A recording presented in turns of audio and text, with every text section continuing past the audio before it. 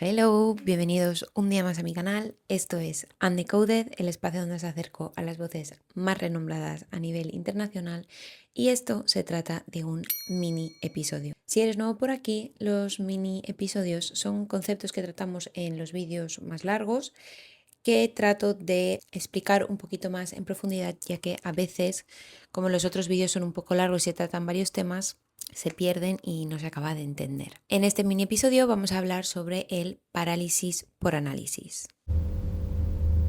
Tras investigar sobre este concepto para poder comentarlo en este episodio, llego a la conclusión de que hay dos ramas de este mismo término. Por un lado, tenemos el parálisis por análisis originado por la paradoja de elección, que básicamente es cuando tenemos muchas elecciones y no sabemos cuál elegir. Y por otro lado, tenemos el parálisis por análisis vivido desde o bien la procrastinación o bien el sobreanálisis y el sobreesfuerzo. Parece contradictorio, pero ahora lo entenderéis muchísimo mejor. Voy a explicar primero estos dos conceptos antes de empezar a desarrollar este episodio. Por un lado tenemos la paradoja de elección. Este término fue acuñado por el psicólogo y profesor emérito de psicología social Barry Schwartz, no sé si lo estoy diciendo bien. Básicamente habla sobre el hecho de tener gran cantidad de opciones es peor que tener pocas opciones. Hay personas que tienen la necesidad de analizar cada detalle antes de elegir y luego o bien no acaban eligiendo nada o bien no acaban quedándose satisfechas con la elección final. Hay estudios que demuestran que las personas que toman decisiones algo más impulsivas o que solo se decidieron entre dos opciones suelen quedarse mucho más satisfechas con su elección. Evidentemente hay que matizar que no es malo tomar decisiones elaboradas, sobre todo con decisiones importantes como pueda ser cambiar de trabajo o buscar una nueva vivienda, pero siendo realistas hay elecciones que sinceramente no vale la pena la cantidad de tiempo y energía que a veces les dedicamos. Por ejemplo, un sábado noche en casa te decides a ponerte una película y abres tu aplicación de streaming de películas favorita, pasan 20 minutos, sigues buscando qué ver, ves trailers, lees sinopsis, consultas reseñas y al final acabas viendo la misma serie que has visto 8000 veces o incluso acabas apagando la televisión y no ves nada. El tiempo que tardaste en elegir o buscar una elección superó con creces el tiempo que hubieses tardado si hubieses puesto lo primero que te hubiese apetecido ver y hubieses acabado decidiendo que no te gustaba. La segunda rama es la que vamos a desarrollar hoy, aunque he de decir que entre ambos comportamientos tienen cosas en común, como puede ser la neurociencia detrás, y esta rama explica el parálisis por el cual terminamos procrastinando cosas que son importantes para nosotros, ya sea no haciéndolo o haciendo de más, tanto que nunca llega a haber un fin. Vamos a poner otro escenario. Llevas semanas sabiendo que tienes que hacer algo, puede ser un proyecto, una conversación importante que tienes pendiente o algo tan simple como esa habitación que tienes que ordenar o pintar y llevas meses ignorándolo. Sabes que tienes que hacerlo, tienes tiempo, no hay ningún obstáculo que te impida hacer aquello que debes hacer y aún así no lo haces. En su lugar, le das vueltas, planificas cómo lo vas a hacer, qué pintura vas a coger, investigas qué pintura es mejor, si la mate, la brillante, la de marca A, la de marca B, o te pones con el móvil y te acabas perdiendo en la estratosfera de los algoritmos y acabas haciendo cualquier otra cosa que no es esa cosa que querías hacer. Resolver este problema tiene menos que ver con fuerza de voluntad o aplicaciones antidistracción y más con aprender a entender y manejar nuestras emociones difíciles de una manera sana, en lugar de procrastinando o postergando la tarea. Porque sí, la razón real de este comportamiento son nuestras emociones, nuestras creencias limitantes, nuestros miedos y nuestras inseguridades. Sin ir más lejos, a mí me ha pasado con este episodio. Estoy probando nuevas maneras de recolectar información y de transcribirla, formas que me permitan pensar más, usar mis propias palabras, analizar lo que he leído y sacar mis propias conclusiones. Sin darme cuenta tenía la vocecita detrás diciéndome: no vas a poder hacerlo, no sabes expresarte bien, no lo estás entendiendo lo suficientemente bien como para que te entiendan. Y esos pensamientos saltan de manera recurrente y en bucle hasta que me doy cuenta. O sea, quiero decir, al final, para cuando soy consciente de que tengo ese pensamiento en bucle en la cabeza, no sé cuánto tiempo llevo pensándolo.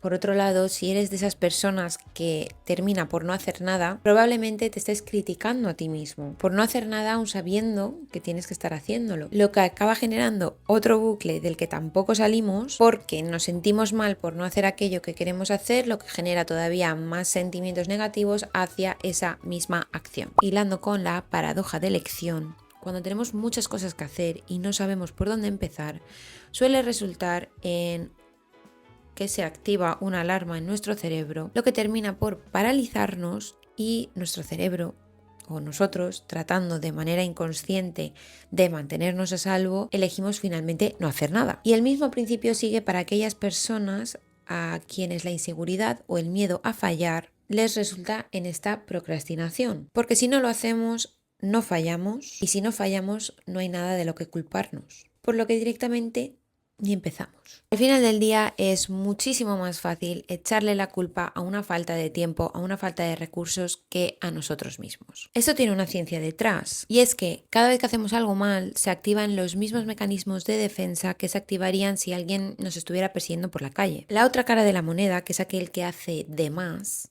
es una persona que se sobrecarga, sobreanaliza, sobretrabaja, siguiendo la misma norma del miedo a fallar. Al final es esa necesidad de perfección que le lleva a nunca terminar algo porque nunca es lo suficientemente perfecto, o al terminarlo no quedarse satisfecho con el producto final. Lo peor de esto es que cada feedback positivo que recibe ese tipo de persona lleva a empeorar este mecanismo de defensa porque esa persona da por hecho que el buen trabajo es lo que tiene que hacer. Y si el último trabajo está bien hecho y ha sido felicitado por ello, conlleva a el aumento del estándar que ya teníamos, terminando en una situación en la que el pez se muerde la cola y nos acaba llevando a quemarnos.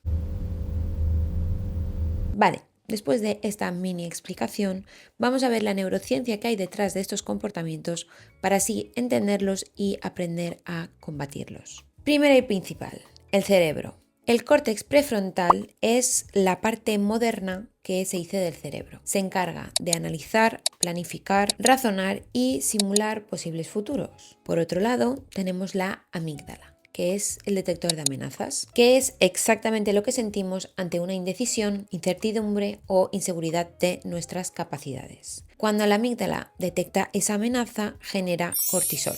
El cortisol literalmente desactiva el córtex prefrontal, por lo que, entre otras cosas, dejamos de tener capacidad de decisión. Vais viendo por dónde voy. O bien nos quedamos paralizados, o bien más análisis genera más incertidumbre activa más miedo paraliza más acción.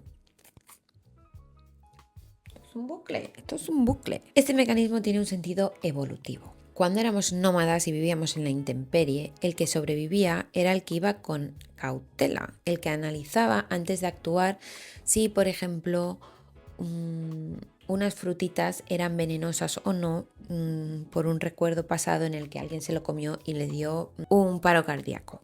¿Vale? Y por otro lado, la amígdala va muchísimo más rápido que el pensamiento o el razonamiento del córtex prefrontal. Eso era porque hay o había ocasiones en las que no teníamos tiempo para pensar, para darnos cuenta de que estábamos ante un peligro. Por lo tanto, nuestra amígdala actuaba en segundos para que nosotros pudiéramos reaccionar antes de ser conscientes de lo que realmente estaba pasando. El problema es que hoy en día cualquier cosa que no es peligrosa activa esta amígdala, como puede ser el hecho de que tienes que mandarle un correo a tu jefe.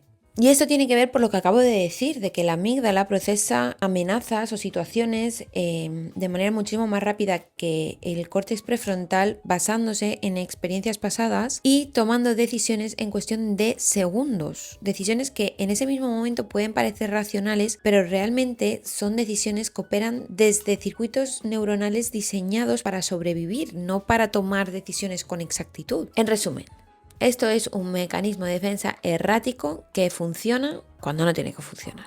Para el segundo grupo de esta misma rama, esas personas de alto rendimiento o analizadoras, esas personas, como si están haciendo algo, no se están paralizando como tal, sienten que están haciendo algo útil porque se están manteniendo alerta, están intentando detectar errores y mantienen la vigilancia alta porque eso es lo que les llevó al nivel o al estatus que tienen ahora mismo. Pero realmente se encuentran en un bucle de evaluación de amenazas que no se resuelve porque no responden a problemas reales. Esto es, pues, no sé si ha quedado claro antes, pero básicamente las personas que revisan una y otra vez un documento que tienen que mandar, revisan una y otra vez los números de la hoja de Excel, pues eso, las personas que miran 8000 opciones de tipos de pintura para pintar una pared, o sea, quiero decirte, puedes cambiar el color de la pared si no te gusta, ¿vale? O sea, no pasa nada. Y bueno, y luego tenemos aquellas personas que terminan por no hacer nada y acaban por no hacer aquello que se habían propuesto. Nos encontramos con que el arrepentimiento de no haber actuado dura más que el arrepentimiento de haber actuado mal. Cuando actuamos y fallamos, el resultado es concreto. Es decir, nos duele, sí, pero es algo real, tangible, algo que ha pasado de verdad. Nuestro cerebro puede procesarlo,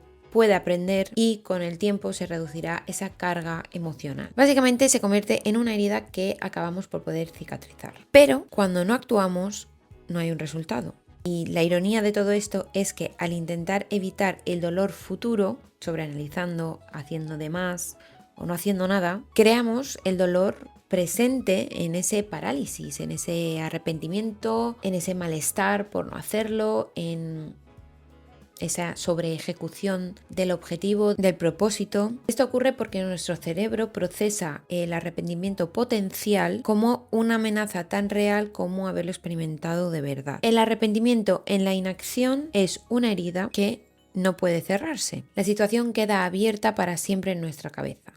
Rollo, ¿qué hubiera pasado si hubiese finalmente empezado el canal de YouTube? Pues hubiese hecho esto, hubiese hecho lo otro, hubiese llegado lejos porque se me daba bien, pero nunca lo sabrás porque nunca lo empezaste. ¿Me explico? Esto es porque nuestro cerebro es una máquina de simulación que rellena esos huecos con simulaciones idealizadas de lo que podría haber sido, no con la realidad. Por ejemplo, aquel chico o chica a la que no invitaste a salir acaba siendo ese amor perdido que nunca llegaste a poder experimentar porque esa era la persona para ti. El trabajo al que no enviaste el currículum por miedo al rechazo acaba siendo la carrera perfecta para ti y hubiese sido la mejor elección de tu vida. Lo peor, literal, es que este arrepentimiento se convierte en combustible para parálisis futuras. No te ayuda, no te impulsa a no volver a cometerlo, te impulsa a no hacer nada. ¿Es este comportamiento solo negativo? Pues depende de cuándo y cuánto. Como decía al principio, hay decisiones que hay que sopesar, hay que barajar, hay que ver si bien, si mal, pros, contras. Quien analiza más las situaciones es menos propenso a tomar decisiones impulsivas, lo que a largo plazo puede llevar a una mejor toma de decisiones. También suelen ser personas que tienden a anticipar problemas y a desarrollar planes de contingencia. La diferencia clave para saber si realmente estás en parálisis por análisis o si realmente estás sopesando opciones es fijarte en si este proceso es obsesivo o es consciente. Bueno, dicho esto, espero que haya quedado claro qué es el parálisis por análisis, de dónde viene y por qué. Si no queda claro, si queréis que lo explique un poquito más en profundidad, pues hacedmelo saber porque como os decía, he desarrollado este capítulo de una manera un poco diferente y pues también estoy mejorando y aprendiendo. Entonces, ahora vamos a los consejos para poder sobrellevar este tipo de comportamiento. Primero vamos a hablar de consejos para aquel que se paraliza y no arranca. Después vamos a hablar sobre consejos para aquel que sobretrabaja, sobreanaliza y hace de más. Y el último consejo es para los dos grupos. Para el que se paraliza y no arranca. Consejo número 1. Nombra la emoción con precisión. Por ejemplo, en vez de decir estoy estresado o no me apetece hacer esto, vamos a decir algo en concreto Vamos a intentar analizar de dónde viene. Por ejemplo, tengo miedo de que esto no salga bien, me siento abrumado porque no sé por dónde empezar, me da vergüenza que la gente lo vea y no le guste. Esto funciona porque parece ser que al nombrar la emoción, la amígdala se desactiva y se reactiva de nuevo el córtex prefrontal. Literalmente se vuelve a encender la parte del cerebro que necesitamos para actuar. El segundo consejo es que el primer paso sea ridículamente pequeño. No te propongas, si estás escribiendo un libro, por ejemplo, escribir un capítulo completo. Proponte abrir el documento. Llevo 2 semanas sin leer, sin escribir. Hoy voy a abrir el documento. Ese es mi objetivo, abrir el documento. Ya está. Meterte en el Word y darle al clic. En vez de ordenar una habitación entera si te abruma, hoy voy a recoger lo que está sobre la cómoda. La cómoda. No hace falta que sea la habitación entera, la cómoda. El objetivo de este consejo es que el primer paso sea tan pequeño que nuestro cerebro no lo registre como una amenaza. Además, una vez en movimiento, nuestro cerebro tiende a querer seguir. Esto es porque la inercia funciona en ambos sentidos, ¿vale? 3. Visualiza el obstáculo, no el resultado. Aquí viene un consejo un poco contraintuitivo porque en este episodio hablamos sobre la manifestación o la neurociencia que hay detrás de la manifestación y el cómo imaginarte dónde quieres llegar te ayuda y te impulsa a llegar. Pero hay que cogerlo un poquito con pinzas porque resulta que, aunque bueno, yo creo que sí que lo comentamos un poco de la manera en la que lo voy a explicar ahora, pero cuando nosotros nos imaginamos el resultado final, de cierta manera ya nos estamos cobrando esa dopamina que es lo que nos va a impulsar a llegar a ese objetivo. Entonces lo que tenemos que hacer más que visualizarnos en el futuro, que también, es visualizar los obstáculos que nos vamos a encontrar y cómo los vamos a sobrellevar. Es decir, si mi objetivo es correr, en vez de imaginarme terminando los 5 kilómetros, imaginarme sufriendo sin poder respirar, agotada, e imaginarme cómo voy a sobrellevar esa situación, pues respirando más profundamente, parando a andar 1 minuto o 2 minutos para relajarme y de esa manera me preparo para ese obstáculo. Básicamente soñar con el camino y no con el destino, aunque ya te digo. Yo creo que esto tendríamos que hablarlo un poquito más porque a la vez yo sí que pienso que cuando tienes un objetivo marcado y sabes a dónde quieres llegar es más fácil poder hacer el trabajo que conlleva, pero bueno, supongo que todo no es blanco o negro, ¿no? Vale, y el cuarto consejo es aceptar que no puedes tenerlo todo. Esto es que elegir algo significa renunciar a otra cosa y eso no es una pérdida. Realmente es lo que hace que nuestras elecciones signifiquen algo, es priorizar. Mientras seguimos sin decidir, técnicamente no se nos cierra ninguna puerta, pero en realidad el tiempo sí sigue pasando y cerrar puertas de manera consciente al final es un acto de amor propio. O sea, por ejemplo, yo estoy aquí haciendo este episodio porque me apetece, pero podría estar en la piscina, pero elijo estar aquí porque quiero hacer esto, porque es importante para mí. La piscina me gusta y quiero ir, de hecho voy a ir mañana, porque mañana priorizo ir a la piscina que hacer esto, porque no quiero quemarme tampoco de hacer episodios. Entonces hay que tomar elecciones y hay que entender que no siempre puedes tenerlo todo. Y si yo mañana decido, ya lo he decidido, pero bueno, si yo mañana estoy en la piscina, no debo estar sintiéndome mal por no estar haciendo algo sobre este canal, porque lo he elegido, porque estoy disfrutando, porque es lo que quiero hacer. ¿Vale? Me explico. De la misma manera, no debo estar sintiéndome mal aquí, ahora, por estar haciendo esto en vez de estar en la piscina, porque es lo que he elegido, es lo que quiero hacer, ¿vale? No sé si me estoy explicando, espero que sí. Ahora los consejos para las personas perfeccionistas que sobreanalizan, sobretrabajan y acaban o bien quemándose o bien desistiendo y por no llegar a la perfección, no terminar. El primer consejo es distinguir o aprender a distinguir entre revisión útil y evitación disfrazada. Esto lo podríamos hacer planteándonos preguntas cuando le estemos dando muchas vueltas a algo. Una de ellas podría ser: ¿estoy mejorando X? ¿Estoy mejorando el canal o estoy evitando exponerme? Si llevas más de 2 rondas de revisión y los cambios cada vez son menores, matices, comas, puntos, un reencuadre pequeño, probablemente no estés mejorando nada y realmente estás evitando. Y tu cerebro subconsciente lo sabe, aunque tú no lo sepas conscientemente. El consejo número 6 es la regla del 70%. Lanza, termina, ejecuta cuando tengas el 70% de la información o de la preparación que se necesita. porque normalmente ese 30% restante rara vez cambia el resultado final. Pero el tiempo y la energía que gastas buscando ese último 30% sí que es real y tiene un coste. Esperar el 100% de certeza o de perfección es esperar algo que no existe. Nadie llega al 100% y los que hacen, los que lanzan, los que publican, los que actúan son los que lo hacen desde el 70%. Consejo número 7 es reencuadrar el feedback positivo. Esto es específico para aquellas personas de alto rendimiento. Como comentábamos, cada vez que recibes un feedback positivo, tu cerebro lo convierte en el nuevo estándar mínimo, no en una victoria. Lo que antes era un logro, ahora es la línea de salida. Si no trabajamos este mecanismo de manera consciente, cada éxito nos va a generar más presión y no más confianza. El antídoto a esto es celebrar el camino y no solo el resultado. No nos quedemos en salió bien, he sacado un 10, tengo muchos me gustas o el libro se está vendiendo a cascoporro, sino que nos llevemos también el hecho de que se intentó, se aprendió y se acabó haciendo, se ejecutó. Y el último consejo para este grupo de personas es ponerle al objetivo o a la tarea, lo que sea, una fecha límite no negociable. El perfeccionismo se puede expandir en el tiempo todo lo que quieras y más si tú se lo permites. Si tú te das un mes, terminarás en un mes. Y aún así no lo vas a ver listo. La fecha límite no es una trampa, no es una presión añadida, es una decisión propia para respetar tus propios tiempos. Ponla en el calendario, dísela a alguien si necesitas ese mini empujón de haberle dicho a alguien que vas a terminar algo para tal fecha. Y cuando llegue esa fecha, lanza, envía, vende, no sé, lo que sea